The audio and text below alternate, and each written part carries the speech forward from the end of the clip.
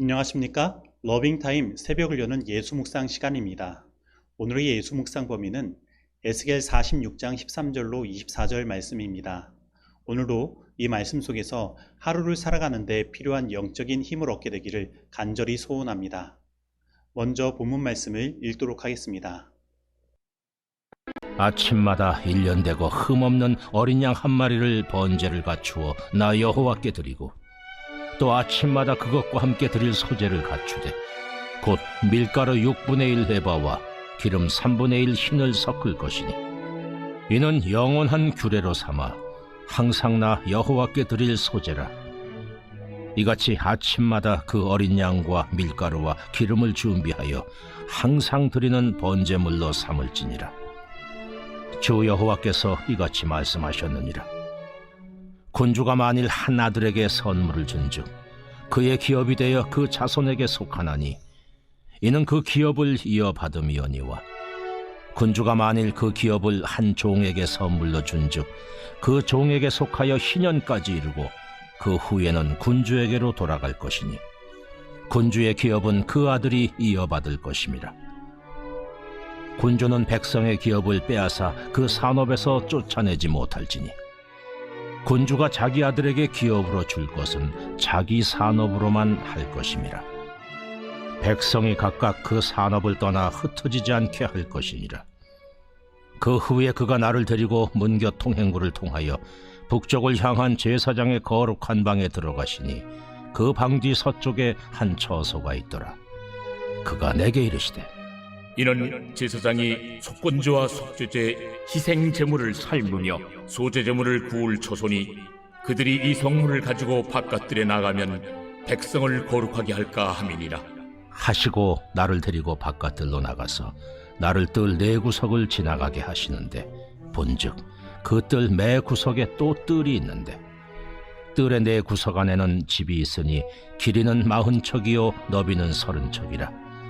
구석의 네 뜰이 같은 크기며 그 작은 네 뜰 사방으로 돌아가며 부엌이 있고 그 사방 부엌에 삶는 기구가 설비되었는데 그가 내게 이르시되 이는 삶는 부엌이니 성전에서 수종드는 자가 백성의 제물을 여기서 삶을 것이니라. 말씀 줄거리입니다. 여호와께서 아침마다 제사를 드리라고 하십니다. 그리고 왕의 기업은 그 아들에게만 상속되며 왕의 종에게 기업이 주어질 경우 희년을 통해 군주에게로 그 소유권이 돌아간다고 하십니다. 그리고 그 후 성전 부엌의 규모와 용도를 알려주십니다. 오늘 본문 말씀은 여호와께서 아침마다 1년 된 어린 양 한 마리를 번제로 여호와께 드리며 소제 또한 아침마다 여호와께 드리는 것을 영원한 규례로 삼도록 하시는 장면으로 시작합니다. 그런데 모세의 율법에서는 저녁에도 상번제를 드리도록 명하고 있는데 그것과 다르게 여기에서는 아침 상번제만을 언급하고 있는 것입니다. 그리고 소제의 경우는 그 드려지는 양이 약간 증가되어 있는 것을 보게 됩니다.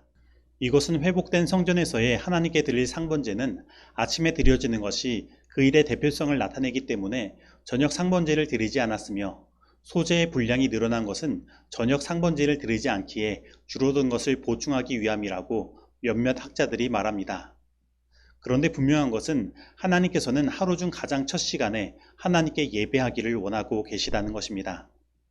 하나님의 백성의 삶에 있어서 가장 중요한 것은 하나님께서 나의 삶을 이끄시는 주인이심을 날마다 고백하는 일입니다. 그리고 하루하루를 살아가는 삶 속에서 늘 하나님께 지도를 받으며 하나님의 뜻에 순종하여 나아가는 일 또한 정말로 중요한 것입니다. 그래서 우리는 하루를 시작하기 전 가장 첫 시간인 아침 시간을 하나님께 드릴 필요가 있습니다. 하나님의 말씀을 묵상하며 오늘 하나님께서 나에게 무엇을 말씀하시는지 그 음성을 들을 필요가 있는 것입니다. 구약시대의 아침마다 드려지는 어린 양은 뼈마디를 따라 고기를 완전히 분해하고 해체를 하여 제단에 펼쳐놓고 하나님께 드렸습니다. 그런데 이 어린 양의 이러한 죽음은 본래 죄된 우리의 죽음이어야만 한 것입니다. 하지만 이 어린 양이 우리 죄인을 대신하여 그러한 일을 당한 것입니다. 그리고 이와 같이 예수님은 우리를 죄에서 구원하시기 위하여 십자가의 제단에 오르신 것입니다. 그런데 사도 바울은 예수님께서 단순히 우리를 대신하여 십자가에 달리신 것이 아니라 우리와 함께 십자가에 달리셨음을 이야기하고 있습니다. 내가 그리스도와 함께 십자가에 못 박혔나니 그런즉 이제는 내가 사는 것이 아니요 오직 내 안에 그리스도께서 사시는 것이라. 이제 내가 육체 가운데 사는 것은 나를 사랑하사 나를 위하여 자기 자신을 버리신 하나님의 아들을 믿는 믿음 안에서 사는 것이라. 갈라디아서 2장 20절 말씀입니다. 그래서 우리는 예수 그리스도 안에서 죽음을 날마다 경험해야 하는 것입니다.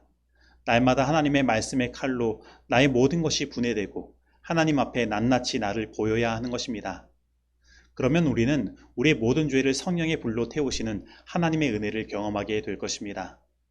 그런데 오늘 우리는 아침마다 이렇게 죽어야 하지만 아침마다 죽지 않고 다시 살아서 나의 본성대로 죄된 모습 그대로 살아갈 때가 많이 있습니다.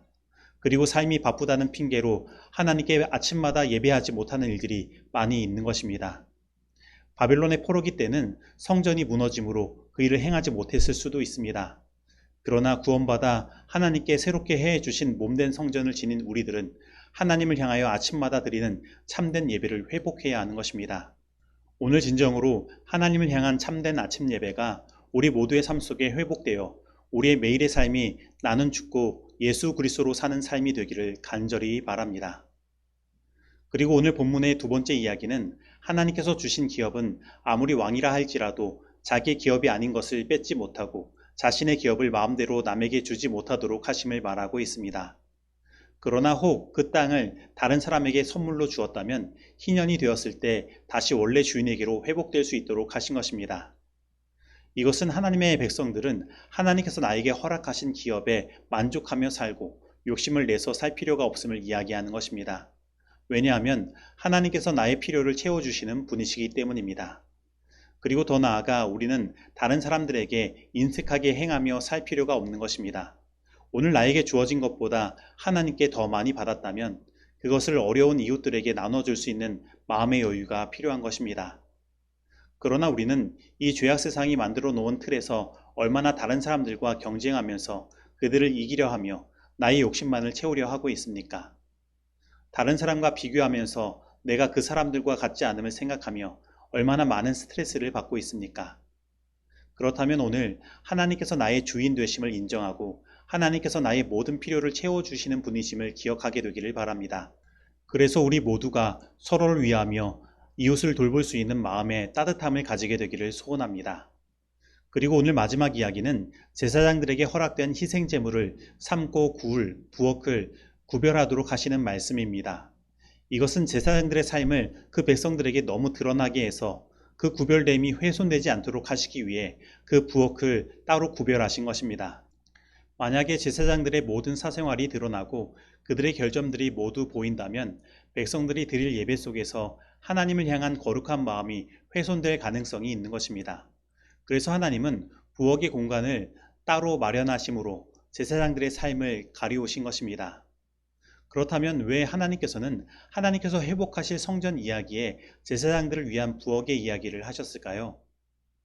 그것은 바로 이러한 하나님의 세심한 배려를 통해 우리가 하나님께 드리는 예배가 더 거룩하여져서 하나님께서 우리를 더 깊이 만나시기를 원하시기 때문입니다. 그러므로 오늘 우리는 우리들의 예배에서 사람을 보지 말고 오직 하나님만을 바라보아야 할 것입니다. 그리고 만약에 사람을 보는 일들이 있다면 오늘 우리들의 눈에 하나님께서 부엌과 같은 공간을 허락하셔서 사람은 가리워지고 오직 하나님만이 높임을 받게 되기를 바랍니다. 아침마다 그날 하루를 위하여 그대 자신과 그대의 자녀들을 하나님께 헌신하라. 여러 달이나 여러 해 동안을 미리 타산하지 말라. 이 날들은 그대의 것이 아니다. 짧은 하루가 그대에게 주어졌다. 이 날이 마치 지상에서의 그대의 마지막 날인 것처럼 그 시간 동안을 주님을 위하여 일하라. 그대의 모든 계획을 하나님 앞에 내려놓고 하나님의 섭리의 지시대로 일을 수행하든지 그만두든지 하라. 그대 자신의 계획보다 하나님의 계획을 받아들여라. 비록 그 받아들임이 이미 품고 있던 계획을 포기하게 하는 일이 있더라도 그리하라. 이와 같이 하면 생애는 더욱 하늘의 모본을 따라 꼴지어져 갈 것이다. 그리하여 모든 지각에 뛰어난 하나님의 평강이 그리스도 예수 안에서 너희 마음과 생각을 지키시리라. 교회에 보내는 겉면 152페이지의 말씀입니다. 적용하도록 하겠습니다. 오늘 나는 하루 중 첫 시간인 아침 시간에 하나님께 예배하며 나를 드리고 하나님의 지도함을 받으며 살아가고 있습니까? 오늘 나는 오늘 하나님께서 나에게 주신 기업에 만족하며 욕심 부리지 않고 오히려 이웃을 도우며 살아가고 있습니까? 오늘 나는 예배 시간에 사람의 연약함을 보지 않고 오직 하나님만을 바라보며 하나님께 거룩한 예배를 드리고 있습니까? 오늘 이 말씀 속에서 내가 실천해야 할 것은 무엇입니까? 기도하시겠습니다.